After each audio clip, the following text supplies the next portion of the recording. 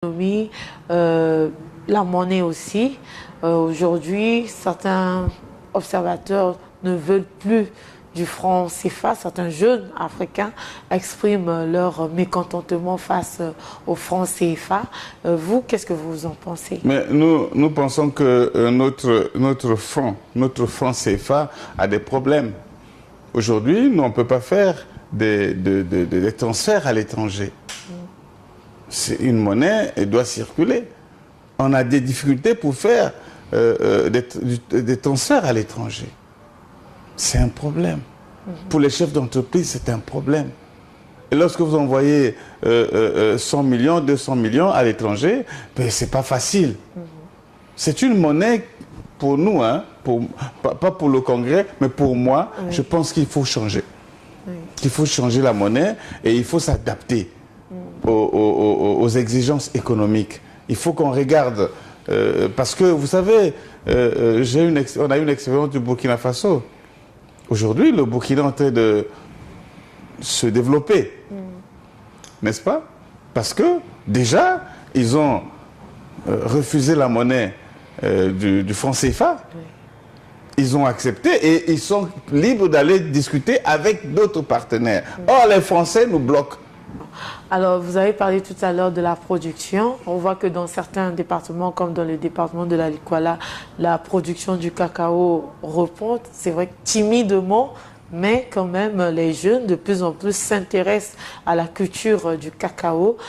Comment est-ce que vous regardez tout ça? Mais nous avons des partenaires.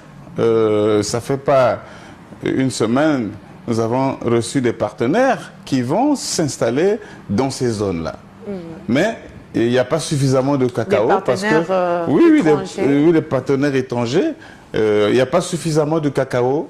Dans la production encore très faible. Oui, elle est très faible, mais nous voulons, nous avons demandé aux partenaires de collaborer avec les coopératives qui sont au niveau de ces départements et puis d'étendre les productions parce qu'il faut encore de moyens pour que ces entreprises puissent avancer. Mais nous avons déjà des partenaires, déjà ceux du Congrès les ont déjà reçus et commencent à travailler. Oui. La terre est fertile. Qu'est-ce qui se passe? Pourquoi la production n'est pas élevée? Est-ce que c'est l'exode rural? Est-ce que non, c'est pas l'exode rural. C'est pas l'exode rural. Les Congolais ne cultivent plus du cacao. Oui, mais nous n'avons pas une banque agricole. Oui. Nous n'avons pas une banque agricole. Toutes nos banques sont les banques commerciales. Et comment voulez-vous développer le secteur privé et le secteur de l'agriculture si on n'a pas une banque agricole? Et la banque agricole, c'est une banque spécifique, n'est-ce pas? Et il faut une banque agricole et pour que les producteurs soient accompagnés, parce qu'on n'a pas de financement. Donc il faut réfléchir sur le domaine de l'agriculture pour que, n'est-ce pas, les producteurs soient accompagnés. Nous, on ne peut pas accepter d'acheter, d'avoir l'oignon de l'extérieur, c'est pas possible. On ne peut pas voir la tomate de l'extérieur, ce n'est pas possible. Le Congo est capable de produire. Nous avons quelques agriculteurs qui produisent l'oignon, et ainsi de suite. Mais il y a nécessité d'avoir des financements, des petits financements pour avancer. L'agriculture fonctionne avec des subventions. Mais il n'y a pas assez de subventions. Et les subventions qui sont arrivées, on a donné aux politiques. Je vous dis la vérité, aux politiques. Ils n'ont pas donné aux vrais acteurs du secteur. On a donné aux politiques. Donc il faut réfléchir résolument sur la question de l'agriculture. Et nous sommes un pays qui peut, qui a beaucoup de potentialités et qui peut nourrir l'Afrique centrale. Et même en dehors de l'Afrique centrale. On est capable. D'accord. Parfois, lorsqu'on discute avec les producteurs, ils nous posent le problème de l'acheminement. Parce qu'on parle souvent de la production, mais parfois il y a la production. Mais le problème, c'est comment acheminer les produits agricoles jusqu'à Brazzaville. Avec la Congolaise des routes qui a augmenté ses prix en 2018. Est-ce qu'aujourd'hui, il ne faut pas revoir, il ne faut pas une exonération pour les produits agricoles. Ce sont toutes ces questions, nous les avons toujours posées au niveau du gouvernement. Parce que un producteur agricole, si le prix de la marchandise est cher à Brazzaville, c'est parce qu'il paye trop de taxes. Trop de taxes. Il a trop de charges. Parce qu'il doit avoir son bénéfice. Alors à Brazzaville, les produits sont chers. Alors, vous avez parlé des voyages du Congrès en Russie, en Chine. Pourquoi le choix de ces pays? Le BRICS. C'est les pays développés. Oui. Pourquoi pas l'Union africaine, l'Union européenne? Non, nous allons. On n'a pas parlé de la Côte d'Ivoire, on n'a pas parlé du Burkina Faso. On va dans tous ces pays-là. Oui. Nous allons dans tous ces pays-là. Mais nous avons choisi la Chine. Parce que la Chine, c'est un poumon économique. Oui. Hein? En Chine, nous avons, non seulement nous allons acquérir les équipements, mais aussi nous allons avoir des équipements acquérir des équipements et même acheter des équipements.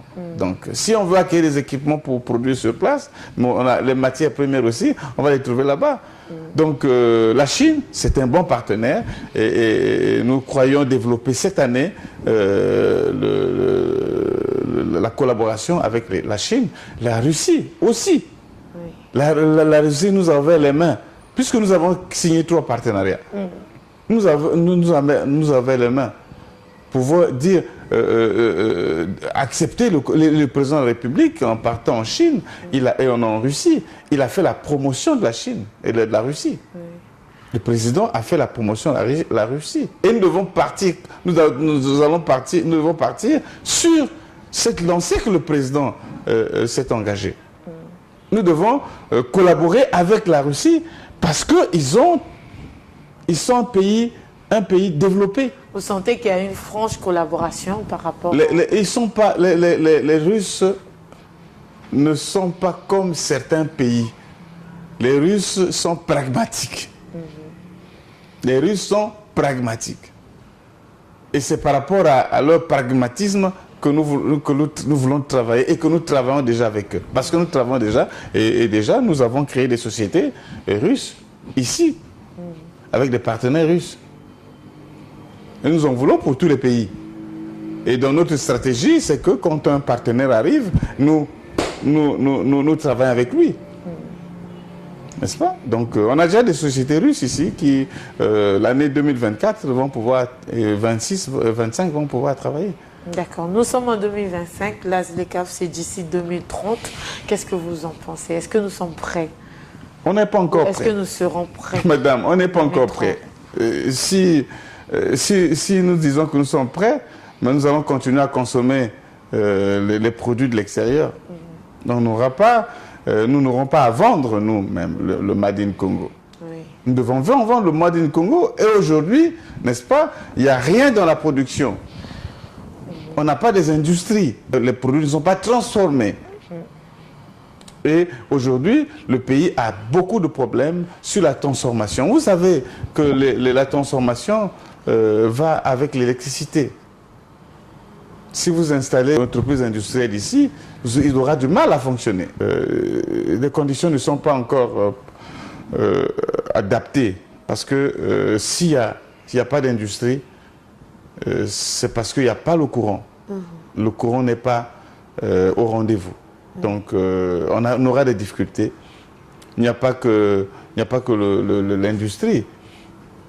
Tous les secteurs. La ZLECAf, c'est d'ici 2030.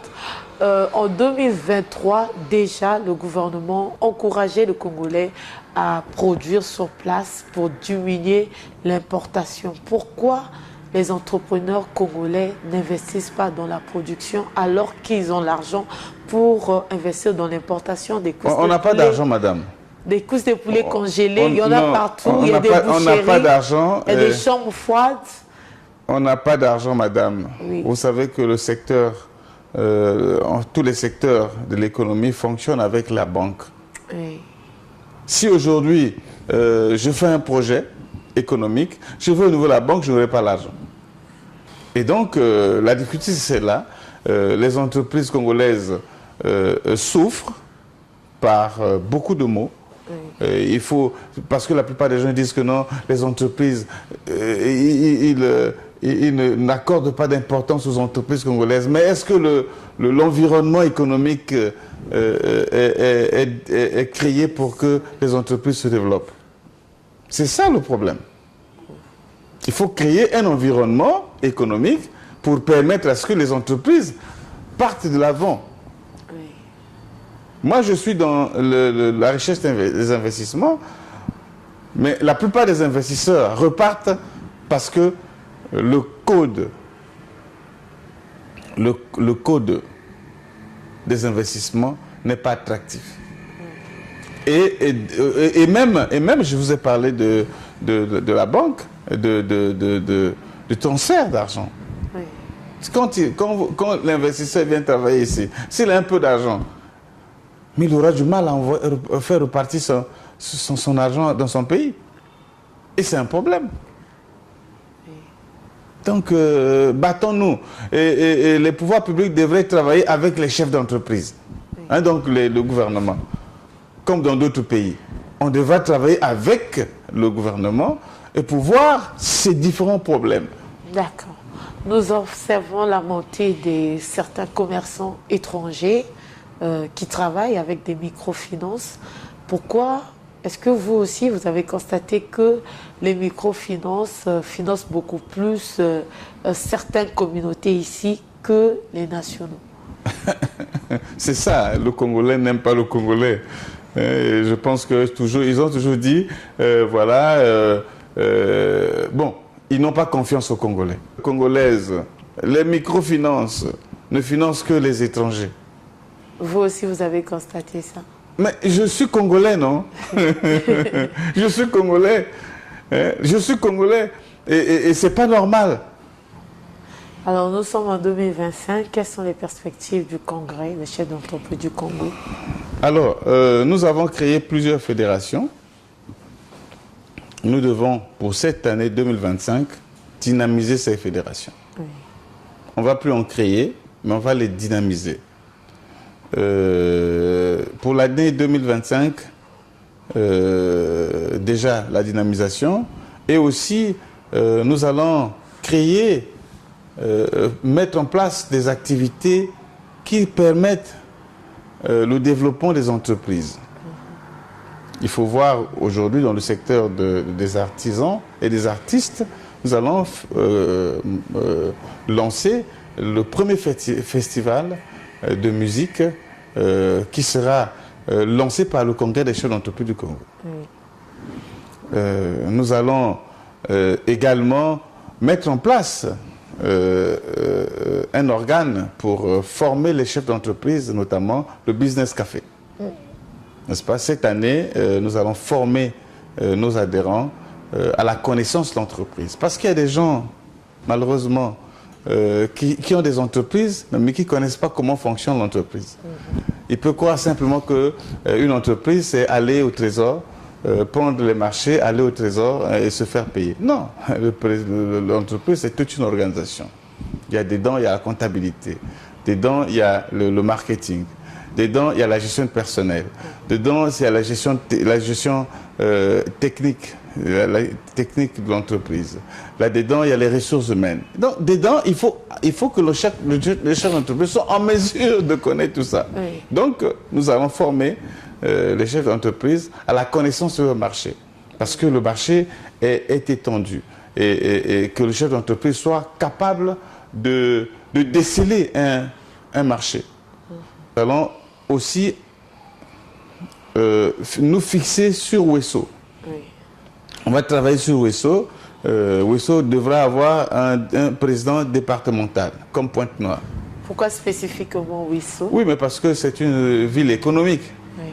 Il y a le bois, il y a beaucoup d'activités là-bas. Donc, nous fonctionnons en fonction des zones attractives. Et je crois il faut aussi être attractif, mais oui, c'est l'enclavement. L'enclavement, oui. L'enclavement. Si l'État construit les routes, et nous allons partir là-bas. Mais nous fixons d'abord pour Wesso, oui. L'année prochaine, et puis Dolisie. Oui. Vous avez parlé de ce festival que vous allez financer, vous allez lancer en 2020. On a des partenaires qui sont prêts.